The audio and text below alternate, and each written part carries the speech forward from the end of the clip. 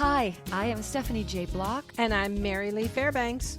Welcome to Season 5 of Stages Podcast, where we go behind the scenes and beyond the resume. Join us as we talk to some of the greatest talents from theater, TV, film, and more. And then check out stagespodcast.net for past episodes, merch, and so much more. And love where you are now. Hello, my friends. I want to tell you about this amazing initiative brought to you by The Outsiders Musical. It is called the Stay Gold Project. The Outsiders Musical, winner of the 2024 Tony Award for Best Musical, is committed to honoring young voices through the Stay Gold Project. It's an educational initiative inspired by this story that was written by a teenager about teenagers. With the lead grant from the legendary notebook maker Moleskine, this project includes free education resources, a youth ambassador council, and underwritten ticket access at no cost to young people. The Stay Gold Project is presented in partnership with the New York City Public Schools. If you'd like to learn more about the Stay Gold Project or to donate, go to outsidersmusical.com/stay-gold. That's outsidersmusical.com/stay-gold. My friend, stay gold. Stages Podcast is sponsored by BetterHelp. Our theme song says, "Love where you are now," but sometimes we all need a little help. I've learned from therapy and in my yoga practice that growth comes from challenges. A good therapist can help you reframe the way you look at a challenge and your life. And BetterHelp can provide you with a therapist that gives you some tools to navigate. They offer customized online therapy, either on video or phone chat sessions. It's more affordable than in-person therapy, and you can reach a therapist in under 48 hours. And right now, Stages cast members get 10% off their first month with BetterHelp, so don't wait. Remember, when you support our sponsors, you support Stages Podcast. So log on to BetterHelp, that's HELP.com/stages, and love where you are now.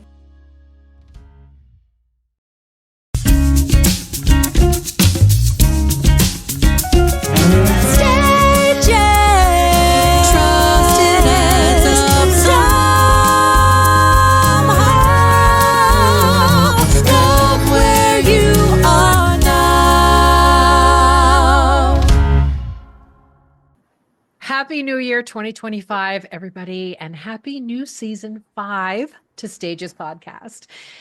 We thought it would be a really fun and interesting way to kick off our new season by talking to young performers and fellow theater lovers. The future of theater is about getting young people to fall in love with it, in the seats and behind the scenes and on the stage. Theater is a necessity. It provides many incredibly important things to a young mind. So today we have some young people. We have Lolly, Kenna, Cristiana, Marsae, Layla, and McKenzie. They're from all across the United States, and they've been selected to ask Stephanie and I some questions about our experience in the theater world, maybe to get a little advice and to get our points of view. They are connected through the work of the Educational Theater Foundation. If you're not familiar with EFT, it's a philanthropic arm of the Educational Theater Association, which is also home to the International Thespian Society. The foundation does incredible work. They support under-resourced teachers, schools, and districts, and help make theater programs accessible to students nationwide. They provide production grants, student scholarships, and professional training for teachers. So we thank you for all that you do. If you'd like to learn more about this program and their partner organizations, EDTA and the International Thespian Society, you will find all the links in the show notes of this program. This should be really fun. So please welcome all of our theater students. Hi, everybody. Hello, the future. Hello. Hi. Hello. Hello, the future. Yeah, that's right. Hello, the future. It's true. So listeners, just to be fully transparent, these questions were sent to us in advance, but I'm going to admit I did not look at them. I am a firm believer of being prepared, but not planning. And I just feel like at this juncture, after, 35, 40 years in the industry, I'd like to come with you with that preparation of decades long, practical, and then listen to the questions with fresh ears, being in the moment, right? We all talk about it. I do believe preparation is key. Planning, actually could be your demise because you might lose what might be fresh and true in the moment. Why don't we start with Kenna? My first question is, how do you explain what you do to people who aren't already arts theater people, or how do you explain to people who aren't in the know what you do? Mm. Well, I would first of all tell them, that I don't usually label it as actor, singer, dancer.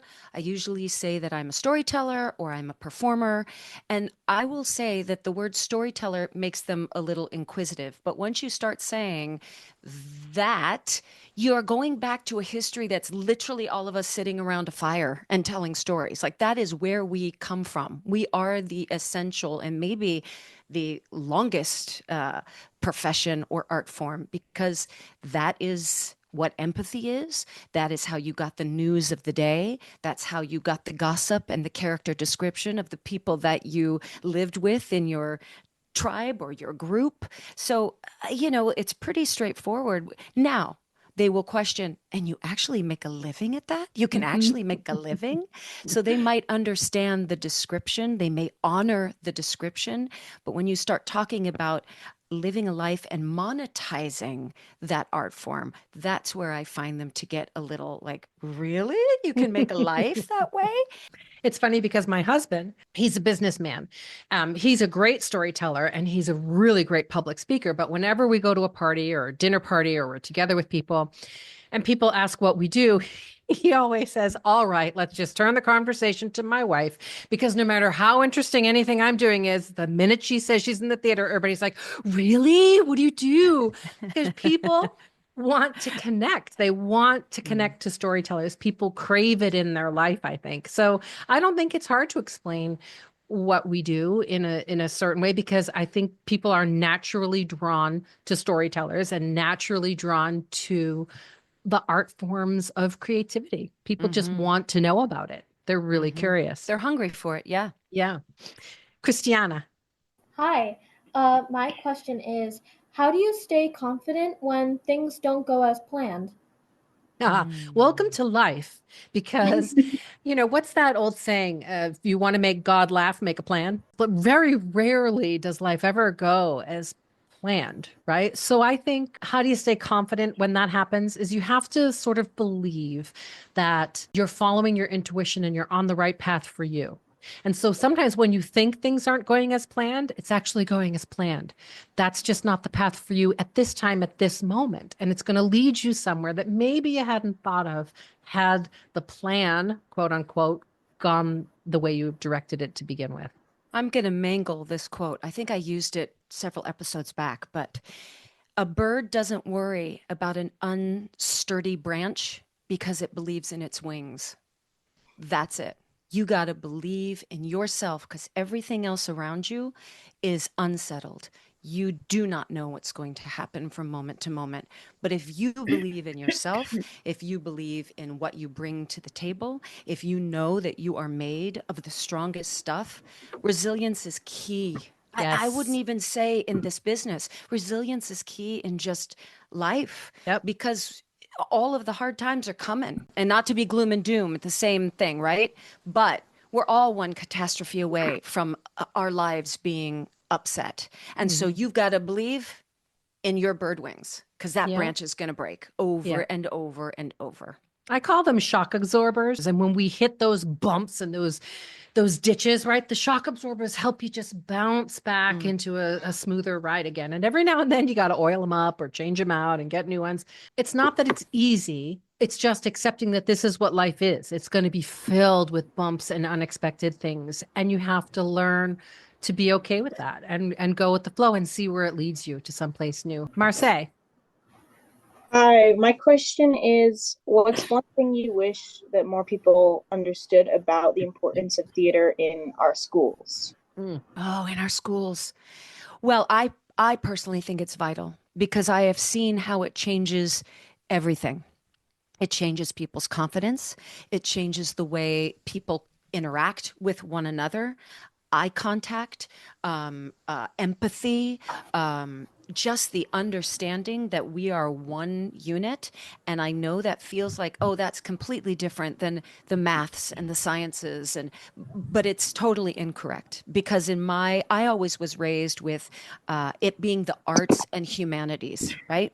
If you take out the human aspect of anything, it doesn't exist. It's not of its worth. And we could lend that, and I'm a very right-brained person, but you can still lend that to math and science and all the others. They're all connected.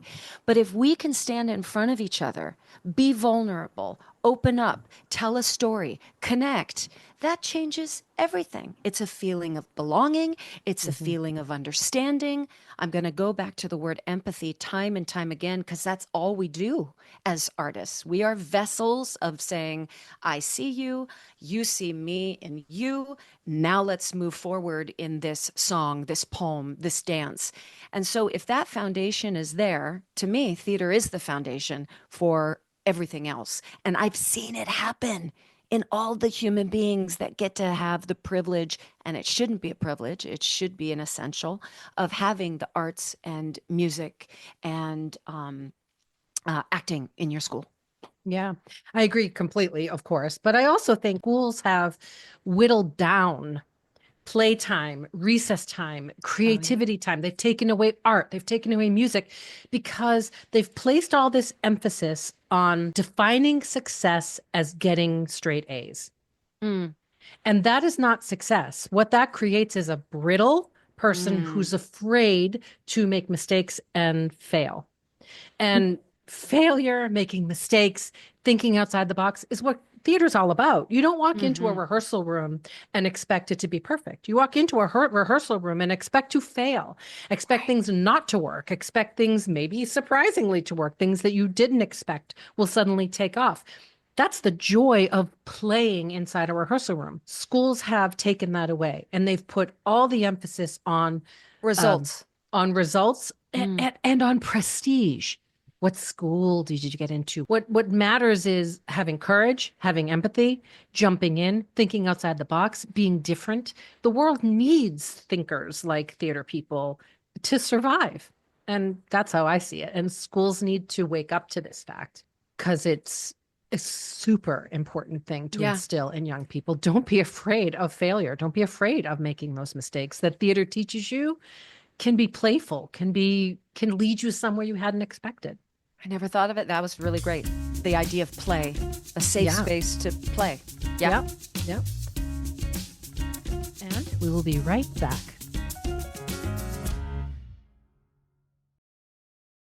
Next up, we have Layla.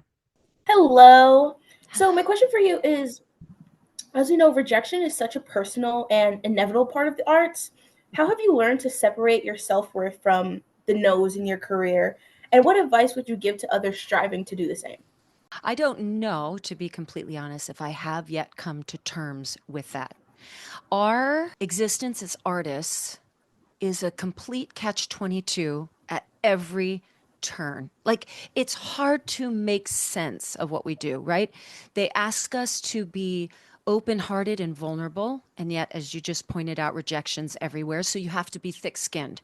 So how does one be soft and open and yet preserving your sense and be thick-skinned? This happens throughout our entire existence in the art form. So the bottom line is, you just have to keep fortifying yourself, because there is no 1 + 1 = 2 in art. There is no, oh, this is all based on merit. It's based on things that are subjective.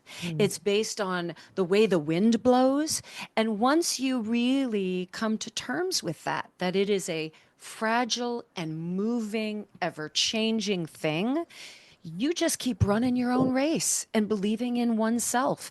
And if you can keep looking in the mirror every day and saying, this is filling me, my soul is being filled by this art form, I still love what I do, I still love who I am when I am doing it and I am surrounded by it, then you have to just keep going. But will I ever come to terms, will my head and heart ever come to terms with the idea that in air quotes, the best person didn't get the job, or the person that should, again, air quotes, be getting the job or the part didn't get it.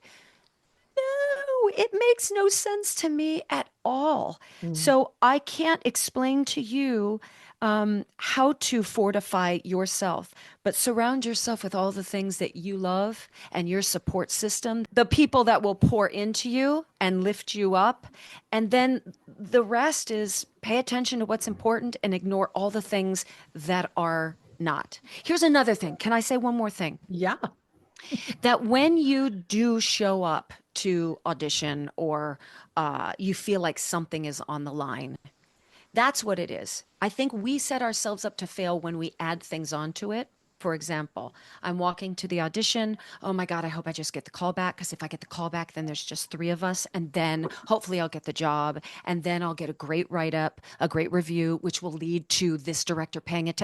Oh my gosh, how Stay in the unfair moment. is that to us? Yeah. When we put all that weight onto a 3-minute moment, you're destined to fail. You're destined. It's disservicing the moment. Someone is offering you 3 minutes to do that. So don't put the pressure on it. Find the joy in it. I'm being Yes. asked to give a mini concert.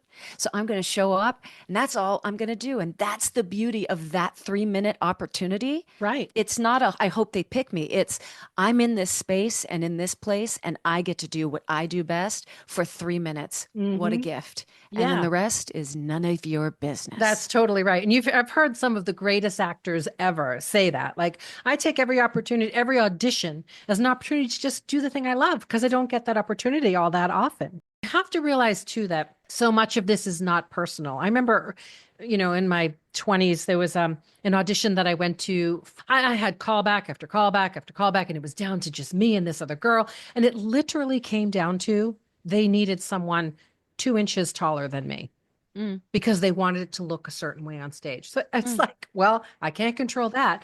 And you have to say, well, it's not that I'm not good enough for this thing. It's that this particular thing wasn't right for Meant me for at me. this time, at this moment in time. So you got to stay in the moment. And if you go back and listen to some of the episodes, Kelly O'Hara talked about this, how she was trying to squeeze herself into a box that she didn't fit into, and she kept failing and failing. And she thought about quitting until she decided, you know what, I have to just be authentically me.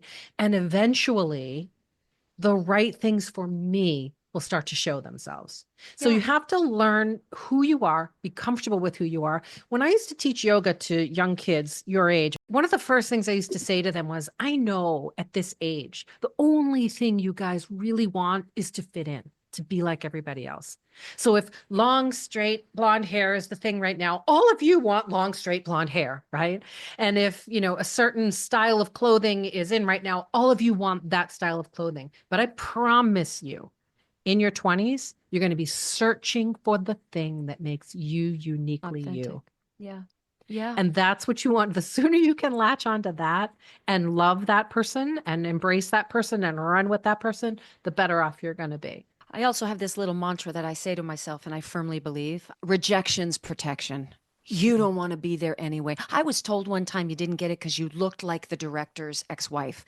Who the hell wants to be in a rehearsal space with a director where every day I am reminding him of a person that he has a contentious relationship with? Do you know what I'm saying? Yeah. So it comes down to these really wild reasons why it wasn't offered to you. But if it wasn't, I would say maybe press one more time and make sure that it's not yours. Like, don't just cower and say, well, wasn't meant to be, not mine. If your gut is still saying, hey, this part could be yours. Hey, tip on the shoulder. I think it might be you. Give it one extra nudge, but don't white knuckle it so hard that you can't then release and say, this is meant to be somebody else's, and open up the space to receive what is meant to be yours. That's a great point, right? So in yoga, the balance is finding the perfect balance between flexible and strength. You don't want to be too strong because then you're brittle, and you don't want to be too flexible because then you don't have strength, right? So you have to find that balance, like Steph is saying, in between flexibility and strength in life. And I'm not saying just visualize what you want and yours will be there. That's Oh, not no, what it work is your either. buns You off, got to y'all. work your butt off, but you have to find the joy within that work. It's about finding that balance, right? With everything. McKenzie. Okay, so my first question is, what's one thing that you learned about theater in high school or college that turned out to be completely irrelevant in your career today? And what advice would you give to students today who are being taught the same thing? Okay, so I can remember whether it was, as silly as it sounds, show choir or an audition, and anytime a teacher would say, or an instructor would say, all right, look to your left and to your right. These are your competitors. I want you to kick higher, sing. No, no, no, no, no. You are in competition with no one. You want to set goals for yourself and reach those goals and be better with yourself than you were at the last audition or the last class. That's it. But you cannot compete with anybody, okay? There is enough space for all of us because we are so wildly different. But if anybody says to you, it's down to the three of you and you guys are all alike, nope, get rid of all of that noise. There is only one you and only one that you can bring to this particular part. And that's the only person. I don't like the word compete, but that's the only person that you want to make proud or then inspire to do better or encourage to show up the next time. And that's not selfish. That really is the only goal. Care for everybody else, bless everybody else, hope they get to their highest, place in this industry. But you're running a race with yourself and by yourself. And energetically, Steph, that's the best energy. If you're going in with this competitive energy, that's a negative energy, and negative attracts negative, right? What Steph is saying, she wishes the best for all. Like there's Everybody. space for everybody. That's positive. Positive attracts positive. It's going to bring more to you. I mean, I can't say that I learned anything specific that I would say is irrelevant. I think schools aren't teaching enough about the business end of things. You need to know how this business works. You need to know what it takes to produce shows, to write shows, to get them on their feet. But the other thing I would say is nothing you learn is irrelevant. Don't only learn about theater, learn about life, learn about how people live in other countries, learn about physics, learn about accounting. Because everything you learn is only going to serve you in some way and make you a stronger, better, smarter person, a less desperate actor, right? If you only know one thing, you've boxed yourself into one thing. Learn everything you can learn because it's only going to make you better it's going to make you more curious about the world. It's going to make you ask questions about the world, and it's going to make you smarter and better as a performer as well. And I'm going to give an example. Okay, I'm not great at math and science, like really not great at math and science. Or computers. Or computers. But when I would sit in those courses going, how is this applicable to me? How is this going to work for my future? How it works is I'm paying attention to myself and going, how am I receiving? How am I sitting in this moment? How am I trying to do better? How am I asking for help? How am I remaining patient? So in those situations, you can actually learn a lot about your own character, which will then in turn help inform who you are as a human, as an actor, as a participant of the world. So again, to piggyback on Marylee's nothing is irrelevant, that's exactly right. And again, it goes back to the arts and humanities. Humanities is all encompassing. It is a holistic way of walking through the world, and all of it will be applied to your art. It will make you a deeper well. It will allow you to pull from more things and experiences and understandings. I was also asked what theater class was the most important and one that you're now still using to this date. It may not be theater, it's therapy, y'all. Therapy. Sitting in a space where you can talk about your greatest fears and your largest hopes and knowing what triggers you. Once you own who you are, then when you have to put on the cloak or the suit of another character, of somebody else, it will be so much better because you're grounded. Yeah. Therapy. And whether you do that with friends, whether you do that with a specialized therapist, but if you guys have not done the artist's way, I encourage you to pick up that workbook. It really will open a whole lot of portals and questions that perhaps you never thought of, or a similar question, but looking at it from a different point of view. So Yeah, my 2 cents on self-knowledge. that. Self-knowledge. For It's a sure. big asset in your life.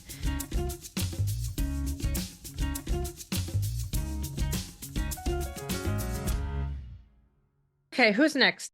I think we're at Layla. Hi.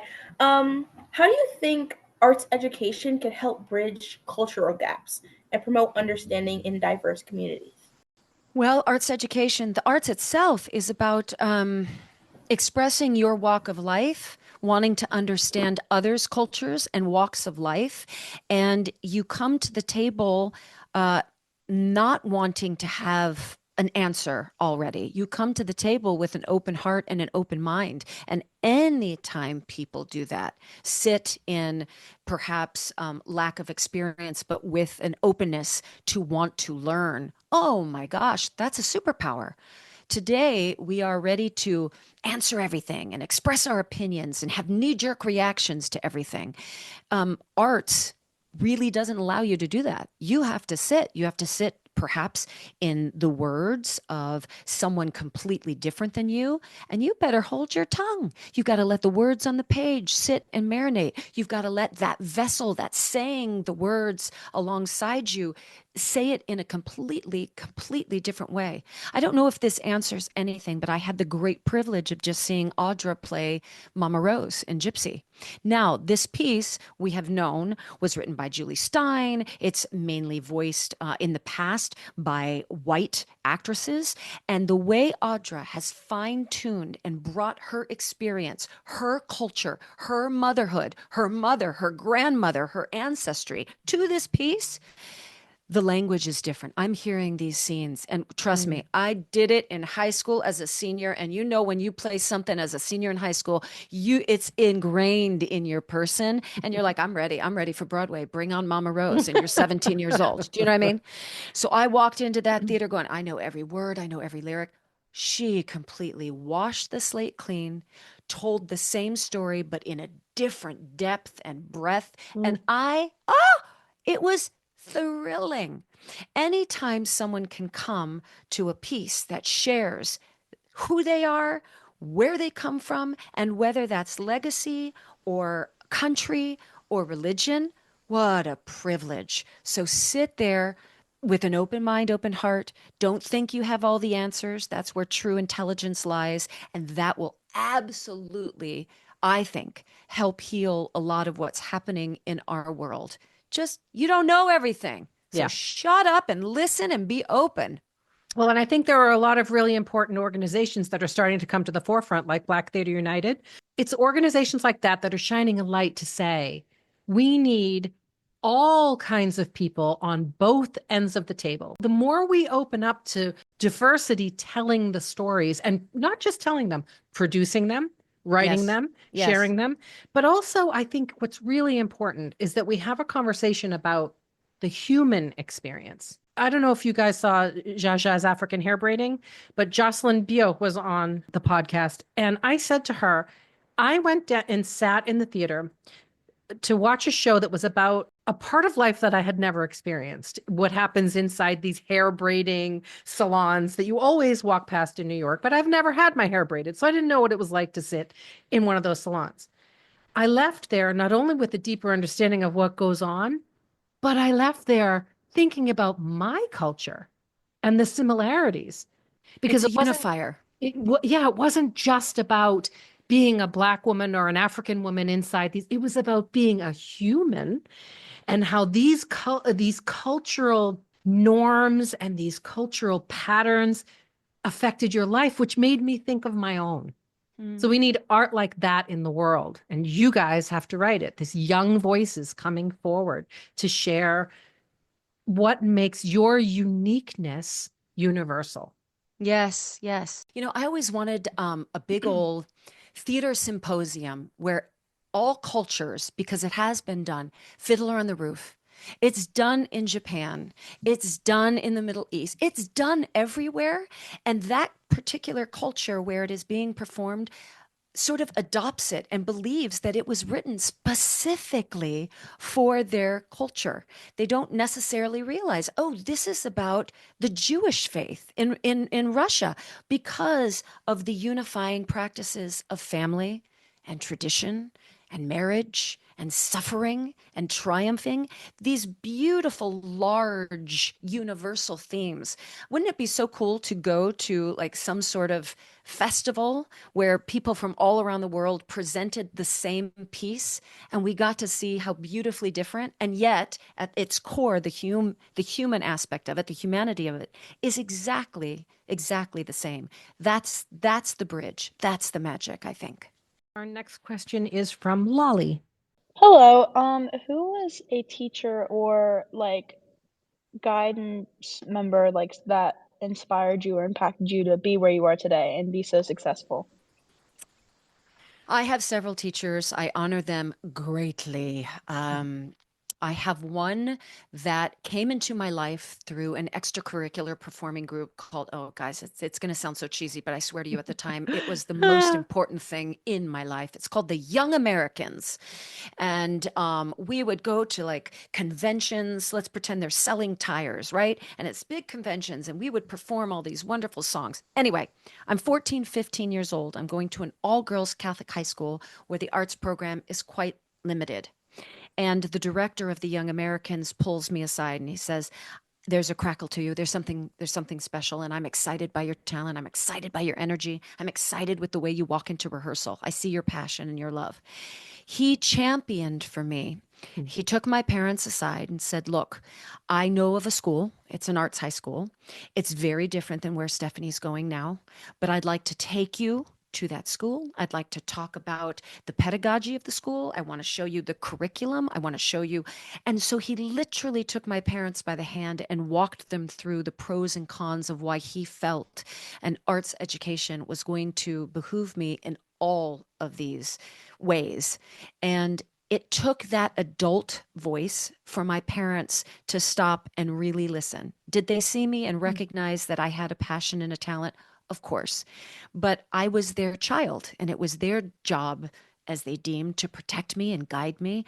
But once another adult, kindly and with respect, got excited and said, I see something for her, and I'm not just going to hand you a pamphlet. I am going to personally walk you through what I want for Stephanie. It changed everything.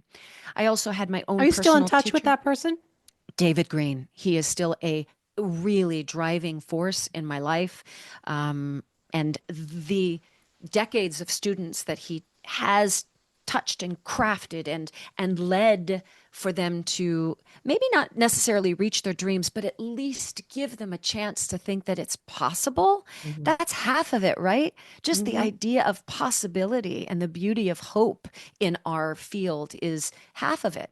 And then I have a master in my life. I came into contact with her when I was 11. She's my voice teacher, but she's far more than that. And I still take from her, y'all. It's a relationship like no other. And again, it's not just, theory and notes and placement and technique. It's picking up books and changing my frame of mind and making dream boards and really believing that wherever I stand is holy ground and I belong there. And that's half of it, is just having a skilled person that can back up their talk with actual knowledge, but then the passion and the hope that they want to lift you up with them. Holy mackerel. That's it. That's it. And those people will come along in your life all through your life, and they won't necessarily just be teachers, right? So when I was in college, I didn't I worked 40 hours a week waitressing while I was in college. So I didn't get to do a lot of shows. And my parents were not going to pay for college if I studied theater. So I studied television production, right? So I kind of came in, I had no contacts. I didn't really know what I was doing. And my senior year, I finally did a show. And the head of the theater department, his name was Leo Nicole. He singled me out on opening night. We were doing a chorus line, and I was, one of the dancers, in the show. And he singled me out and said, like, this kid is working 40 hours a week and still managed to get here to rehearsals and blah, blah, blah, blah, blah. And I was so immature at the time and didn't know how to handle it. I remember ducking under the piano, like, please don't do that. Because I just think I wasn't, theater for me was a place to be seen, but also to hide when early on. Sure. And so, right. And so I think when he called attention to me, I panicked, but he always encouraged me, sort of quietly behind the scenes to keep trying, keep going.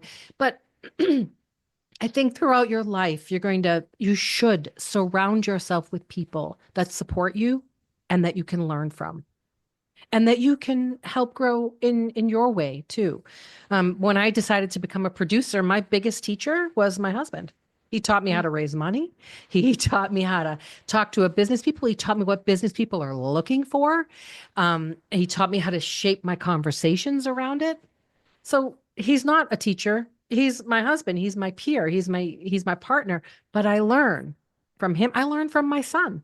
Oh, never stop learning. Right? Never, You gotta never, learn never. from everyone in your life. And you have to surround yourself with people who encourage that learning and are willing to share in your growth and cheer your growth with you. So it's not just about finding teachers in a classroom or in a rehearsal studio. It's about finding teachers in your world all around you all the time. Okay, who's next? Cristiana. Yes. So my question is, what's a mistake that you've made that turned out to be a valuable lesson? I think every mistake is a valuable lesson because all it shows is that you had the courage to think outside the box and try something. I think often when we're young, we see mistakes as something to avoid. And mistakes are not to be avoided. Mistakes are to be made, especially when you're in school. That's what school is for. It is for making mistakes. This goes back to what I talked about earlier, where we reward straight A's and perfect behavior. And I don't think that's the key to life. You want to fail. You want to make mistakes. And you want to say, okay, well, that didn't work. Why didn't that work? How do I tweak that? Maybe this is the wrong path. Awesome. Like, what have I learned from that? Fail. I have a big one. I don't know if I want to define it as a mistake. However, I'm a big, open, gushing heart that wants to share every tidbit of my life with anybody who asks, how are you doing? Don't do that. Here's the deal. I'm going to go Bible on you. The Bible says, love your neighbor. It doesn't necessarily say trust your neighbor. Ooh. You don't have to trust everybody. Okay. So if someone wants, and we as artists want to share, we think if someone comes to the table with something that feels valuable and vulnerable and they share that with us, then we are now in a safe space and we can open up and go blah, blah, blah, blah, blah, blah.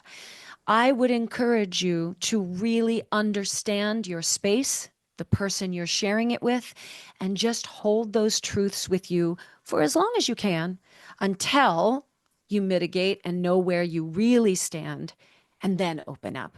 I open up way too soon. And there's a difference between being that actor and opening up and wanting to share everything. And there's a difference between opening up your guts and your soul to every person that asks for it. Don't. You know, it's really Fair interesting. enough? Yeah, that's a really interesting thing that you're saying. And I think it kind of circles back to knowing yourself, what we were talking Sure. about earlier. Why do I want to share this much of myself? Which I think sometimes is hard for actors, right? Because you're literally told, oh, you don't like it? Well, step aside because there's 500 girls just as pretty, just as talented as you. So step aside, right? You have to know your self-worth. You have to know what you're giving away and why. And sometimes you have to make sure that it's earned. You know, that people earn That's right. access to you. And I think we all want to be seen. I mean, we're all in this business for a particular reason. We're all in this art form for a particular reason. And the little person inside of us, the little kid is going, see me, hear me. I've got something special to share. And when this industry or this art form doesn't allow for that, doesn't necessarily see you or give you that opportunity to be seen, we're very easy to say to the person next to us or alongside us, see me, hear me. But the gift is to see and hear, even on stage. That's the hard balance, not to be seen, but to see and to hear. And if you are actively doing that, seeing others, hearing others, seeing your audience, hearing them, then that's when you're going to rise, when you can release the see me, see me, see me. Lolly, you asked a question about people that didn't believe in you. Can we jump to that question? Yes. How do you deal with that? Like, how do you get past that and still have like the self-worth and the self-belief that you can achieve the things you want to achieve? Well, let me pose this question to you, Lolly. Is their opinion of you more important than your opinion of yourself? No. That's it. I mean, I know that seems like a really short and simple answer to something that has so much weight and baggage and depth, because we are programmed to look to our parents for affirmation. We look to others to say, oh my gosh, you're great, you're great, you're great. You know where your heart lies. You know how many hours you put in. You know what you're willing to sacrifice. You know what your feet feel like when you're standing on that stage. You know what every toe feels like when you're standing on that stage. Nobody will understand you the way you do. So again, if you wake up every morning and you're looking in the mirror and you're like, Lolly, we're doing it. Yep, it's a rough day. Do I still love this? Yes. Am I still working hard toward my goal? Honestly, truthfully working? Yes. Do I believe that a phone call could come tomorrow that says, hey, we'd like to offer you this space at this place or this role? Yes, I believe all these things. Everything else is noise. La, la, la, la, la. Thanks for your input. It's none of my business. La, la, la, la, la. That's what you do. And you place every affirmation on your own mirror. And you place a picture of yourself when you're 3, 4, 5 years old. And you keep looking at that picture and saying, I think you're amazing. I think you're worthy. I think you're doing everything you need to do in earnest to get to where we want to go. And that's the only person you need to please, your 5-year-old self and your 80-year-old self. Nobody else matters. God's honest truth. Yeah, I mean, it's completely correct. And I think sometimes, with a lot of talk of manifestation, we all hear about that all the time. And in one sense, that's wonderful, because when I was your age, nobody talks about manifesting things but in another sense, it's not just about thinking positive and going for it. You have to really search inside your own thoughts, because what you think about grows. Mm-hmm. What you think about grows. And it's not just what you think about consciously, it's what you think about on the subconscious level. It's the quiet chatter that doesn't go away, that you have to tap into and either silence or encourage. And you can have your affirmations and this and that, but just repeating them, and even sometimes it's the act of repetition, and it's the act of focused energy that matters. So even if you don't believe it and you wake up every day and you say, I love my body, I love my mind, I love my heart, I love my creativity, and you just say those sentences to yourself daily. Say it Your first thing in cells the are hearing morning. it. That's right. You say it first thing in the morning. You say it last thing before you close your eyes and go to sleep. You might not truly believe it yet, but if you keep telling your mind what to say and what to think, eventually it will be real for you. And when you are bombarded, as you guys are, with social media and what you're supposed to be and how you're supposed to look, and oh my God, it's exhausting. It's very, very detrimental to your well-being. So you have to decide what you're going to create in your mind and what thoughts you are going to foster. And as Stephanie said, everybody else is noise. You decide.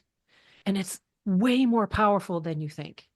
If you set your goal and then you say to yourself, I'm going to dedicate 10 minutes a day, just 10 minutes every day to my goal, that is focused energy. That's a magic wand right there.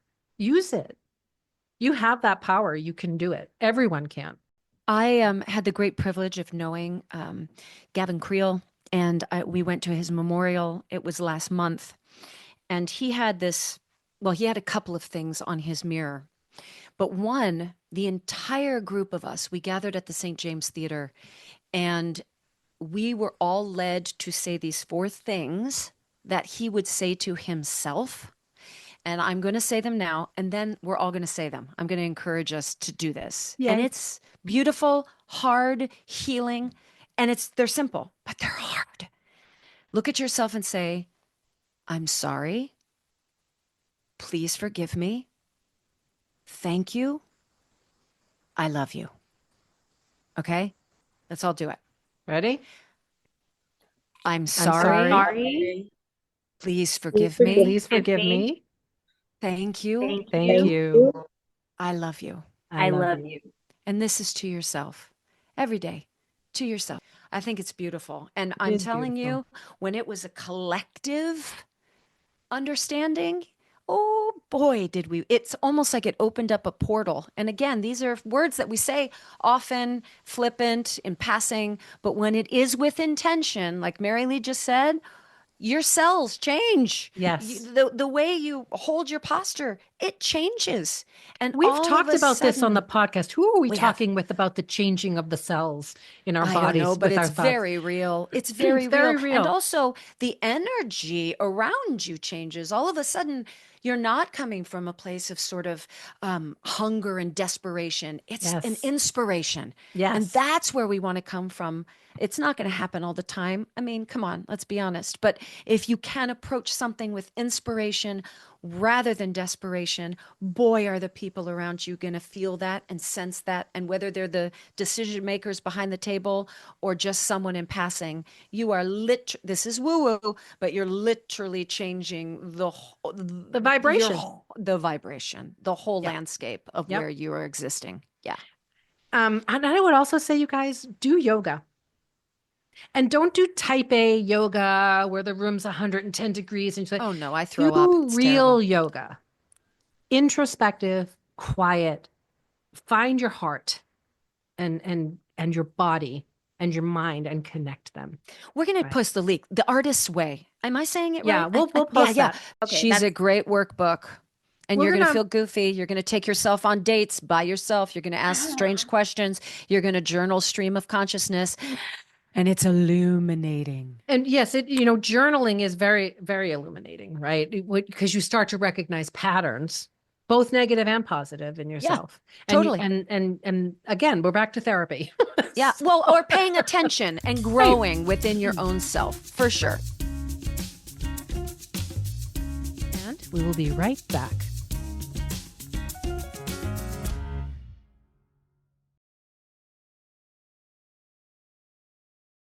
Okay, next question, Kenna. What does fulfillment mean to you, and how have you pursued it throughout your professional life? Well, for me, I truly believe that you can have everything in your life, just not all at the same time. I think it's hard to have everything all at once. So for me, fulfillment has changed 100, 200 times. I find fulfillment sometimes in the very small things, like watching things come to fruition that I've set my sights on, or watching my son achieve something that he dreamed of is very fulfilling to me, because I know I played a part in help giving him the encouragement and the self-esteem that he needed to move forward. So fulfillment needs to come in small ways and big ways. And you can't put all your fulfillment into one dream. Have lots of dreams and nourish them all and fulfill them all. And you can do that. You just have to focus on one thing at a time and getting the steps right and the reasons behind why you are doing what you're doing are very important. Why are you doing what you're doing? You have to truly understand that in order to achieve it. I'm going to piggyback on that. First of all, you asked the question. Something inside of me was like, oh, here we go. We're going to cry. We're going to cry now. I'm really big on words and the slight difference between words. And so when you said you understand the why, that was like a ding, ding, ding for me. because people will use, are you happy in your career? You know, I believe there's a big difference between seeking happiness and seeking pleasure. Pleasure is quick, it's in passing, it's something that, you know, tastes good, smells good, and then disappears. The quest for happiness, we may not get there, y'all. I think it is a quest that will continue and we'll touch upon it. We're happy for a moment, and then she might disappear from us. And I think that is normal and healthy and a really good way, good in the smallest terms, good way of framing where we want to go. Because if you're reaching for the pleasure and the happy, it will either not be attained or it is fleeting, fleeting, fleeting. But fulfillment is exactly right. It's what Marylee just said. It's knowing the why of why you're doing things. And if there is a reason, all of a sudden that well is getting filled up, and it's because I want to do, it's because this is making me feel, I'm growing, it's affecting. There is a legacy to fulfillment, not just as you are experiencing it in the moment, but you are planting seeds along the way that's going to make that garden better for you all, for the next future of what we do, for my kid, for my neighbor. If your why is not just for you, but of service for others, you're doing the art form very right. And it will be fulfilling. May not show itself in a paycheck. It may not show itself in a great review. But boy, oh boy, when you put your head on that pillow each night, you will just have this feeling of, I did the day, and I did it with integrity, and I did it with art, and I made a difference. My God, that was fulfilling. Okay. Cristiana? So I want to know, how has the theater field evolved in the past 4 years, and how do you predict that it will change more in the future? You know, I'm gathering you're using the time frame of 4 years based on the COVID, the pandemic. My mother-in-law calls it the great parentheses. I feel it's so poetic and I love it. We were in the great parentheses. We all had time to stop and think. I think in all of our lives, regardless of what industry we're in, we're on that, you know, what do they call it? The hamster wheel that just keeps going, keeps going. We were forced to stop. And when you're forced to stop, then you reevaluate. When you reevaluate, your balance looks different. I do believe our industry, at least in the moment, took stock of that. It took stock of diversity, of inclusivity, of safety, of equity. Now, producers will always be producers. Theater owners will always be theater owners. A bottom line will always look like what it looks like. But the body of us, the majority of us, we did press on the brakes a little bit and say, ooh, well, this doesn't feel right to me. And I now am going to speak up. Ooh, I recognize there are now 6 people who are seeing the same thing I'm seeing, and it feels either disingenuous or it feels inequitable. Now we're going to say something. There are talks happening, you know, presentationally on Instagram or X or wherever. And then there are things happening in quiet rooms where work is actually being done. And we are trying to find that balance, whether you're a caregiver, a mom like myself who still wants to work at the highest level, but also needs to be present for my child and my family. And sadly, I'm choosing that word purposefully. Sadly, 8 shows a week doesn't really afford you to do that. So conversations are being had for the balance of that. I mean, I agree with everything that you just said. So I think there's a lot of positive that came out of the shift. But there are also great shifts that need to happen. Change is difficult because the people who are benefiting from the current system are the ones who block change. Mm-hmm. Okay. Don't use my name in vain. Find another word. Find another word. Change is hard. But there's a wonderful African proverb that says, if you think a little guy can't make a difference, you've never spent the night in a room with a mosquito. Little guys can make a difference. Okay. It's time, and we're doing it. Yeah. And you get to envision what you want that change to be and how it's going to come about. And it's not an easy task. It's not. It's very difficult because there are systems put in place that to keep things the way they are. Change is hard, but I'm excited for what you all are doing, which is, Yeah. hey, I've got platforms where I can create. That's I right. am going to write this. I am going to film this. I am going to stream this. Having that creative drive and not feeling the constraints of saying, oh, they're in charge. They own the fill in the blank. Yeah. It can only be done this way. I think you guys coming up are shaking things up. And those gatekeepers that exist now, they're going to see it and feel it, and they're going to have to change or they will become extinct. It's just the way we all evolve. And you guys are showing us things that we went, oh, really? You can? You can do that? Wait, what? Yeah. I don't have to wait for the phone to ring and be chosen in order to Right. express myself. And that's very exciting. So You guys are young and you have tons of energy, right? tons. And once you get north of 50, you don't have as much energy to put into stuff because your life expands, right? And I would say I wish I didn't spend so much of my youth waiting for other people to create the space that I wanted to be in.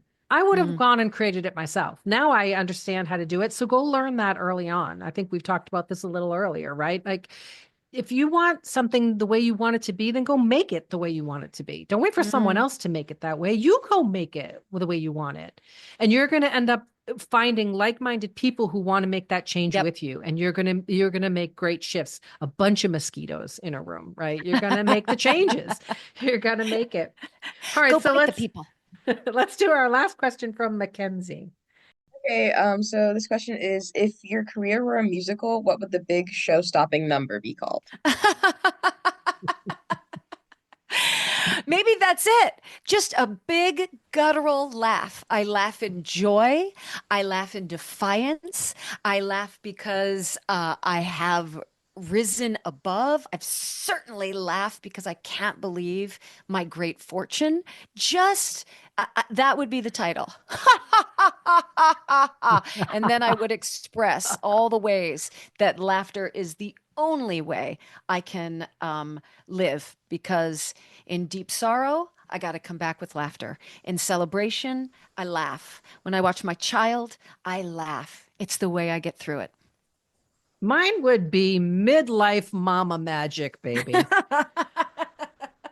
You discover a lot of magic through being a mama and through aging, and you can make magic in your life. You can. And I can't wait to see what you guys do with it. Middle-aged mama magic. Middle-aged mama magic, baby. Now let's pose that question to all of you. Layla, what's your big show-stopping number? Honestly, the Layla show. I think that's what it should be called. I hope that in my career I make a big enough impact on the people I'm around. I hope I could sit in a room and sit and feel like I earned it. I earned to be here. And I would be called the Layla show. And I would, as you said, laugh and dance and be insane. Cristiana? I'd say maybe success isn't a straight line. Yeah. Good. McKenzie? I think mine would probably be like the Liberty Bell, because Bell is my last name. Oh, nice. Yes. Marsae? I think like creativity and empathy, something similar to that, because they're really important. And with what I want to do in life, which is theater, they're especially important. So I think a show-stopping number about that would be awesome. Love it. Lolly? Maybe life outside the box, because I'm always trying to like be more creative and look for more ways to innovate and try to be like different. Love it. Kenna? Personally, I feel like I haven't lived enough life yet to be able to quote unquote get like a show-stopping musical about my life. You do. Your existence is enough. You're worthy. Give us a title.